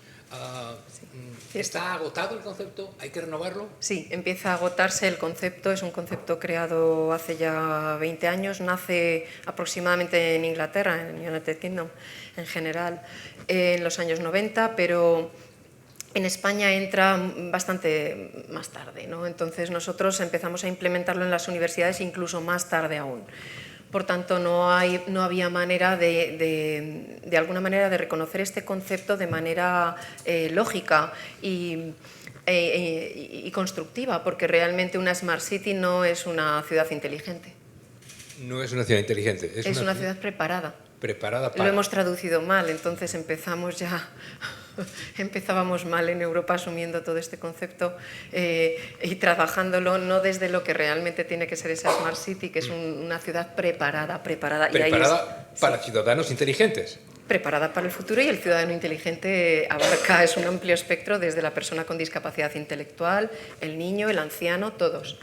Eso sí. Francisco Ortiguela, su carrera profesional de más de 3 décadas, desde los tiempos de Samsung y Philips, gracias a eso ha seguido muy de cerca el desarrollo, el nacimiento, como decía Lupe, toda esta evolución. ¿De acuerdo quizá con lo de ciudadanos inteligentes o en todo caso, de qué hay que hablar en 2025 cuando hablamos de ciudades inteligentes? Bueno, antes de nada, muchas gracias. Quiero dar las gracias a The Objective por la iniciativa, por invitarnos a AMETIC, y 2 palabras para explicar lo que es AMETIC, por si alguien no lo conoce. AMETIC es una asociación de las más antiguas, con más experiencia en España, más de 52 años, y es la Asociación de la Industria Digital. Y además estamos muy orgullosos de que no solo son empresas proveedoras de tecnología, las que todos conocéis, Indra, Google, Facebook, Amazon, Samsung, Apple, etcétera, etcétera, y así hasta 300, sino que somos un ecosistema. Tenemos también universidades como la Politécnica de Madrid, la de Málaga, tenemos centros tecnológicos, tenemos el USF de Barcelona, tenemos empresas de demanda, es decir, tenemos un ecosistema digital, con lo cual nos da esa visión no solamente de empresas que ofrecen tecnología, sino del ecosistema digital. Y con el tema de Smart Cities tenemos 20 comisiones y una de ellas es la de Smart Cities. Smart Cities pues lleva también ya más de 10 años. También fuimos de los co-creadores de Green Cities, que es un evento a nivel nacional en Figma, en Málaga, que también tiene bastantes años. Y yo creo que el concepto todavía queda mucho por decir. El concepto es muy ambicioso. Una vez hablando con el alcalde de Santander, que era ciudad pionera en aquel momento en Smart Cities. Íñigo de la Serna. Íñigo de la Serna. Íñigo de la Serna. Coincidí con él y digo, bueno, enhorabuena por lo avanzados que estáis. Me decía Íñigo de la Serna, y dice, bueno, una cosa es que esté conectado, otra cosa que sea inteligente. Exacto. Esto hablando hace muchos años, ¿no? Y es verdad, es decir, yo creo que la evolución es como los niños, ¿no? Van creciendo, ¿no? Y yo creo que empezamos conectándolo todo. Y bueno, pero no era inteligente, es decir, empezamos a conectar cosas. Y todavía queda mucho para ese concepto de ciudad inteligente, pero yo creo sobre todo que es imprescindible. Es decir, no podemos vivir sin ciudades y territorios inteligentes. Porque estamos viendo, primero, que sigue la tendencia de cada vez más gente viviendo en las ciudades, los recursos también se van agotando, y luego no solo vemos la gente que vive en ciudades, sino todo el tema del turismo. Y ya vemos, incluso llega para algunas personas, ¿no? Para los habitantes de algunas ciudades, el turismo, que antes era una bendición porque generaba riqueza, generaba economía, pues ahora a veces se ve como una molestia, ¿no? Entonces, todo el concepto de inteligencia sirve para todo. Es decir, desde AMETIC, que estamos trabajando ya desde hace muchos años en el concepto de destinos turísticos inteligentes, junto con Segitur y con el Ministerio, ¿no? Y ahí lo que estamos trabajando es para que las ciudades que son destinos turísticos inteligentes, tipo Benidorm, que de repente tiene 30.000, pasan a 300.000, pues cómo gestionar el agua, la electricidad, el transporte, Y luego también los flujos de las personas, es decir, que las personas no se molesten unas a otras, ¿no? Y para eso hace falta mucha inteligencia, hace falta muchos datos. Tenemos pues datos que pueden venir desde las tarjetas de crédito, pueden venir de los operadores de telecomunicaciones, las propias informaciones que tienen los ayuntamientos, y se ha creado, de hecho, hay un proyecto a nivel, ahora hay un proyecto a nivel nacional, que es el hub de datos, donde tenemos todos los datos, de tal forma que se puede hacer primero una oferta agregada a cualquier turista del mundo y luego también una gestión de esa oferta para todas las personas. Por eso estamos trabajando, y no me enrollo más porque si no, sé que tenemos poco tiempo, pero una de las cosas en las que estamos trabajando es en los gemelos digitales. De tal forma, los gemelos digitales son pues un gemelo de la realidad, de físico, pero en digital, ¿vale? Que permita a los ayuntamientos ver qué pasa cuando pasa algo. Es decir, si hay un incidente o un accidente o hay un evento, el que sea, ver qué está pasando y en ese gemelo digital simular qué soluciones se pueden aplicar para solucionar el problema. Cómo dirijo el tráfico, cómo dirijo a las personas, cómo mando y cuándo mando a las emergencias. Y eso es en lo que estamos trabajando. Y hay mucho por hacer todavía en ese concepto de inteligencia. Yo creo que el concepto es ambicioso. Yo quería ir más allá cuando Geoffrey Hinton dimite hace 2 años, Sí. porque es el creador de la inteligencia artificial y le asusta la rapidez con la que esto se va generando, y empezamos a trabajar ya con la energía cuántica, con la física. Entonces las telecomunicaciones sí van a sufrir, y tú lo sabes mejor que yo, un crecimiento muy disparado, muy rápido. Vamos a empezar a conectar trabajando físicos cuánticos con ingenieros de telecomunicaciones, y eso está ya aquí y ahora. Entonces la ciudad inteligente, que no lo es tal, porque la inteligencia siempre ha venido de esa inteligencia colectiva, del Smart Citizen más bien, se va a trabajar de otra manera. Entonces yo lo veo así, se empieza a trabajar ya con temas de vibración, con temas de energía cuántica, entonces vamos a ir mucho más allá, mucho más rápido. Me da mucha pena, y lo tengo que decir, que las universidades no conecten con sus artículos científicos y de investigación con la empresa, más mano a mano, ¿verdad? Porque es una pena, porque los artículos científicos, al final quienes los leemos somos los que publicamos en ellos, pero si hubiese esa sinergia entre empresa y universidad sería muy enriquecedor. Bueno, es un tema para otro debate, Es para otro. otra mesa redonda, de la innovación y la ciencia, porque la verdad es que hay mucho más importante. Trabajé en Benidorm hace ya 7 años con el alcalde, Rubén. Con Tony. Tony, Sí. y con Sí, Teresa Cantó, de la Universidad de Alicante. Ya trabajábamos el tema del turismo smart. Es muy interesante, en el catastro también hace 5 años ya se hablaba del territorio smart, y AENOR, que estaba por aquí, José, ¿verdad? Sí que tenía que tocarlo, aunque José Manuel no te estamos dejando ni hablar. Pero es un tema muy interesante cómo trabaja AENOR, fueron, y gracias, porque por fin los que lanzan para esa certificación, esas normativas, pero sí que voy a hacer una puntilla aquí como docente, arquitecto y urbanista. Todavía nos seguimos mirando al ombligo los arquitectos, ¿verdad? Y en los debates sobre Smart Cities siempre estaban los ingenieros, solo ellos. Y por otro lado, solo los humanistas, y no había arquitectos. Y somos el link. Entonces, la pena es, de alguna manera tenemos que trabajar juntos, porque es algo multidisciplinar, ¿no? Geógrafos, políticos. Yo monté un laboratorio y en 2 meses ya tenía 80 docentes, doctores, todos ellos, de jurídicas, de empresariales. Entonces fue muy bonito juntar a personas, hasta optometristas, para percepción de la ciudad.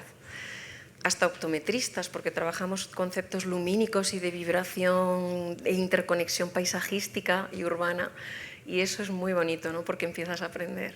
Sí, yo creo que queda mucho por desarrollar. Nosotros estamos trabajando en un proyecto con los colegios de ingenieros de telecomunicaciones y con el Ministerio, que son los nodos IoT, porque los edificios son los que generan mucha información, pero son también los que consumen más agua, más electricidad. Entonces, es muy importante la inteligencia del edificio, y ahí entran los arquitectos, entran los arquitectos de lleno, y esa información que se pueda compartir, que un edificio pueda hablar con otro. Es decir, que hay muchísimo por hacer. Tenemos experiencia, tenemos 20 años de Smart Cities, tenemos sectores que empiezan a trabajar juntos, tenemos inteligencia artificial, tenemos datos, millones de datos que no teníamos. ¿Qué hacemos con todo esto? Es decir, la inteligencia de los ciudadanos y de sus gobernantes nos daría como para rectificar lo que se ha hecho mal, nos daría como para ver qué ha quedado desfasado, qué soluciones hay. Estoy hablando de centros comerciales que eran una maravilla hace 20 años y ahora han dejado de serlo. ¿Vamos a ser capaces de rectificar? cuando digo centros comerciales digo otros aspectos de la ciudad. Vamos a recoger basura racionalmente, con cubos de basura, con chips que nos digan cuándo está lleno y tiene que pasar el camión, y no que pasen por barrios que no necesitan tanto. Es decir, con toda la experiencia que tenemos, ¿vamos a ser capaces de hacer estos gemelos y realmente hacer rectificaciones? Yo lo estamos haciendo, todo lo que estás comentando se está haciendo. Lo que pasa es que yo creo que se ha vendido el concepto de Smart Cities, como bien decías, ¿no? Que se ha vendido como que ya las ciudades serán inteligentes, ¿no? Todo vale. Y claro, pues como digo, es como un niño pequeñito, va creciendo, según va creciendo, igual que la inteligencia artificial, va siendo más inteligente, va aprendiendo y vamos aprendiendo todo. Yo creo que las cosas se están haciendo bien, lo que pasa es que a lo mejor había, como dirían los ingleses, un overpromising, ¿no? Entonces decíamos, ya tenemos todo conectado, tenemos ya los cubos de basura, como dices, conectados y tal. Bueno, una cosa es tener, como decía Ignacio de la Serna, ¿no? Los cubos conectados, y otra que sea inteligente el camión para saber por dónde tiene que pasar y cada día hacer una ruta distinta, ¿no? Los gemelos digitales nos van a ayudar a eso. Yo creo que además somos un país, y ahí sí que tengo que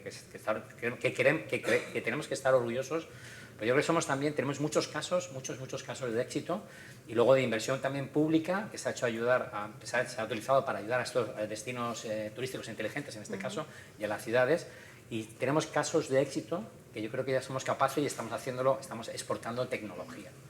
Entonces yo creo que es un tema que queda mucho por hacer, que va evolucionando mucho, pero que está mejor de lo que creemos, pero todavía queda mucho por desarrollar, y yo creo que tenemos muchísimos casos de éxito de los que tenemos que sentirnos muy orgullosos.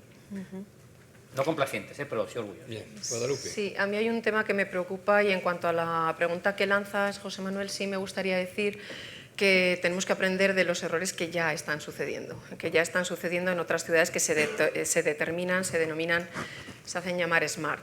Creo que una ciudad smart no es una ciudad de 15 minutos, creo que eso es un tema que está bien, yo lo voy a lanzar. No estoy muy de acuerdo en coartar la libertad del ciudadano, es mi opinión personal. Creo que el tema de la lectura del iris, la lectura de la huella digital, he trabajado muchos años con José Luis Piñar en el Centro de Protección de Datos Nacional. Es cuestión de un tema de libertades en el cual tenemos que estar todos de acuerdo, que tenemos que tener esa capacidad de poder... porque en Oxfordshire, por ejemplo, está sucediendo ya. De rectificar, como decía yo, las ya, cosas sí. que se han ido de madre.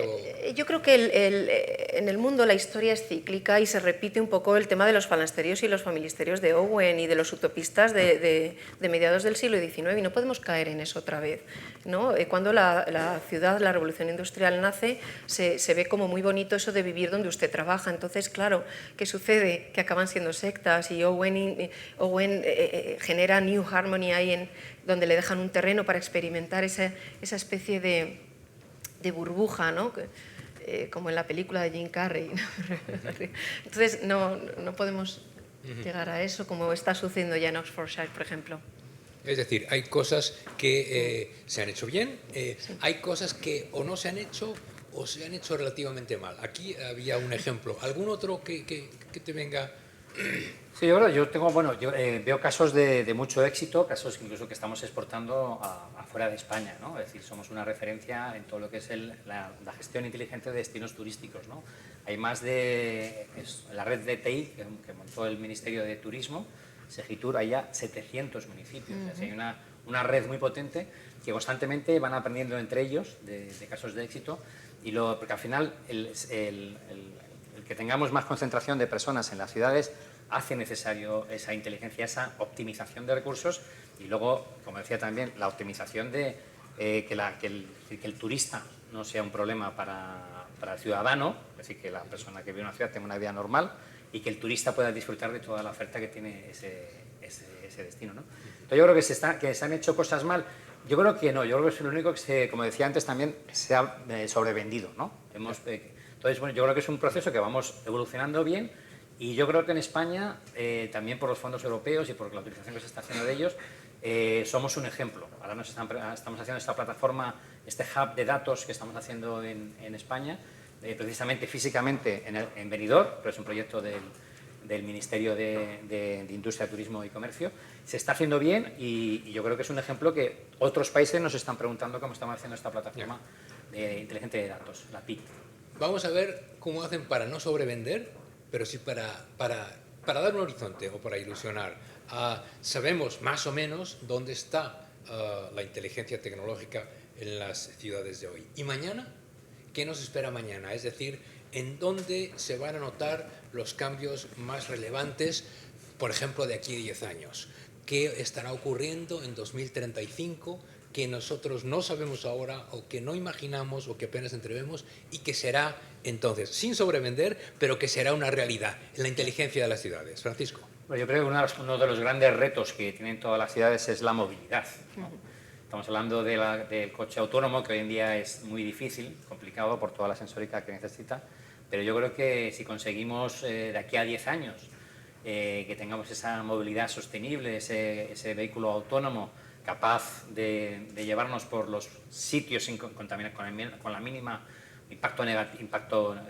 sin impacto en el CO2, en las emisiones de CO2 y con una eficiencia, yo creo que eso es un avance muy importante. Y lógicamente, luego la formación que necesitamos todos, tanto tú decías al principio, los ciudadanos, lógicamente, como también, lógicamente, las administraciones públicas locales que entiendan bien qué es lo que la tecnología les pone a su servicio y cómo lo utilizan de forma óptima, ¿no? Entonces, yo creo que esas dos cosas, formación de las administraciones públicas locales y de los ciudadanos, y luego el gran reto del vehículo, de la movilidad sostenible. De cómo hacer, de vehículo. Exacto, eso sería otros. espectacular. Guadalupe, ponte dentro de 10 años, con tranquilidad, que de lo que tenemos hoy, ¿qué puede estar evolucionado, desarrollado?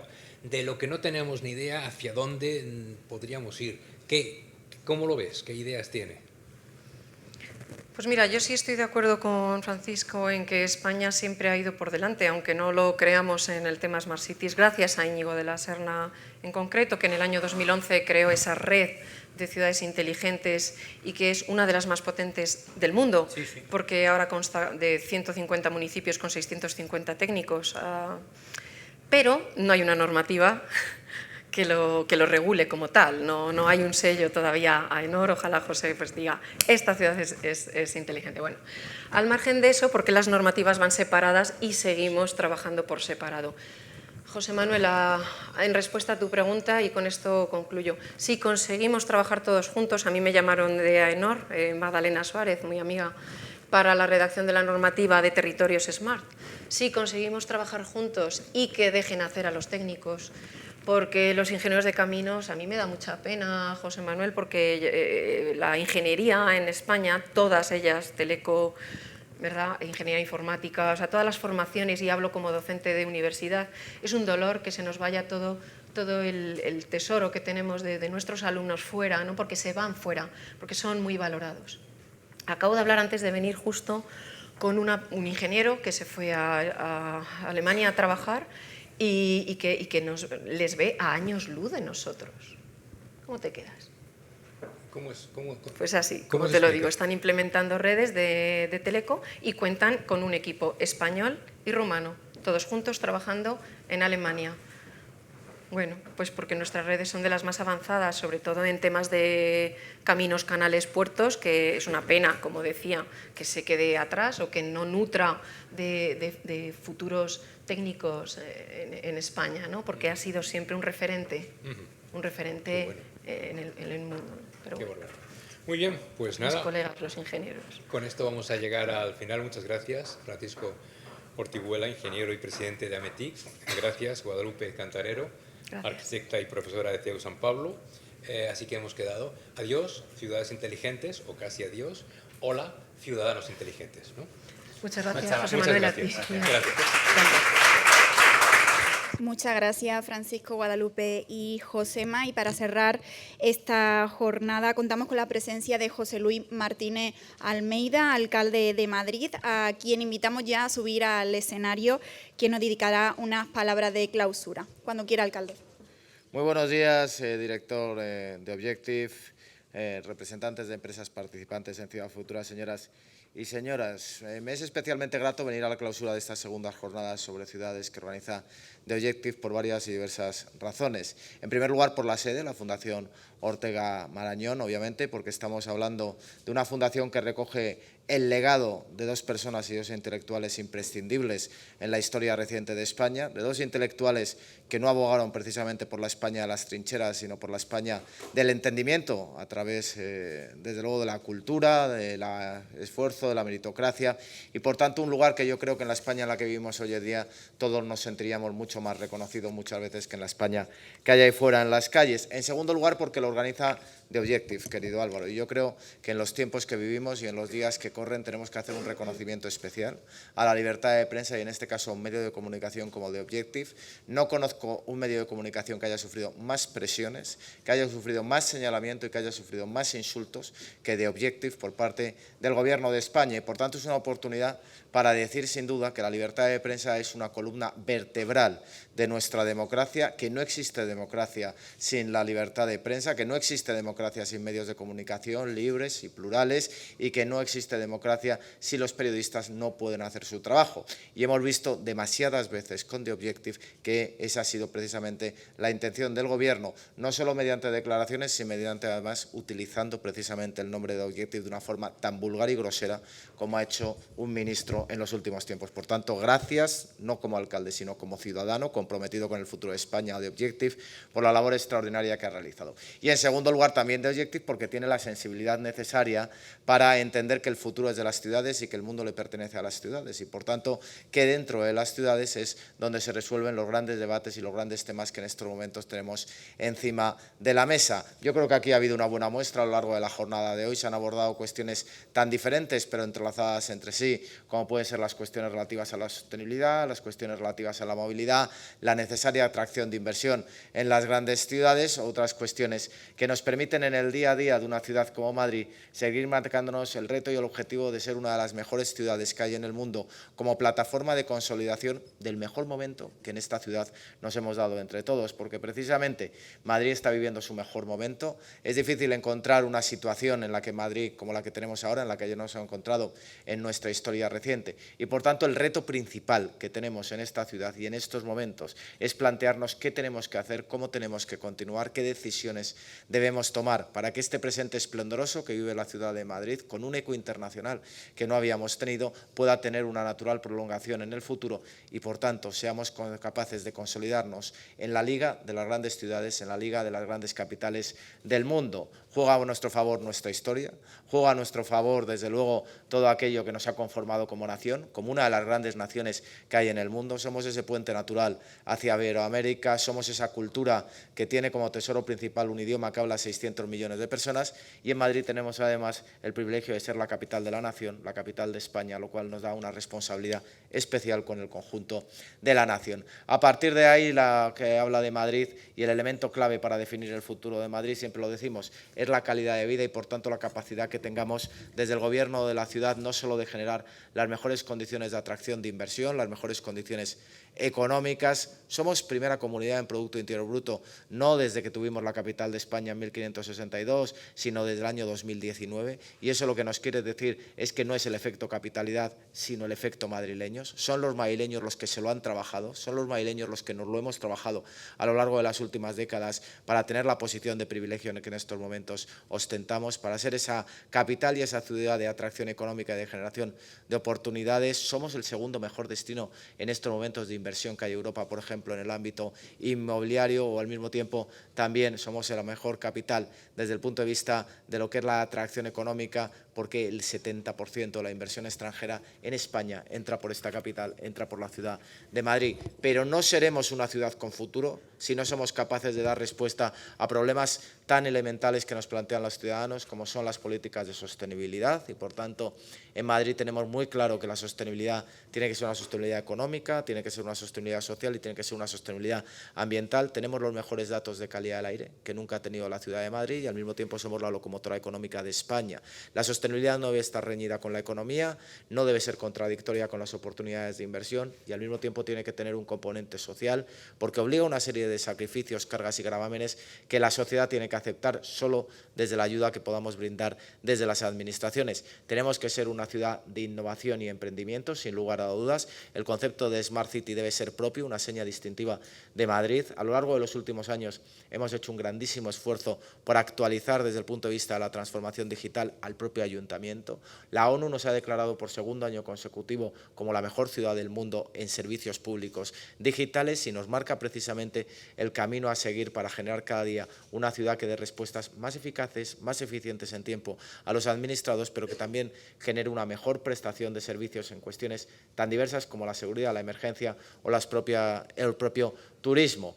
Por otra parte, también tenemos la capacidad en estos momentos de seguir creciendo desde el punto de vista de lo que son nuestros servicios públicos y tenemos un grandísimo reto que aquí también se ha abordado, el de la vivienda. El de la vivienda no es un reto que se pueda afrontar desde las promesas fáciles o desde el engaño a los ciudadanos. No se afronta prometiendo 185.000 viviendas, no se afronta diciendo que la creación de una empresa estatal de vivienda va a solucionar el problema de la vivienda, porque no es cierto. Lo decimos nosotros, que tenemos la mayor promotora de vivienda pública que hay en España.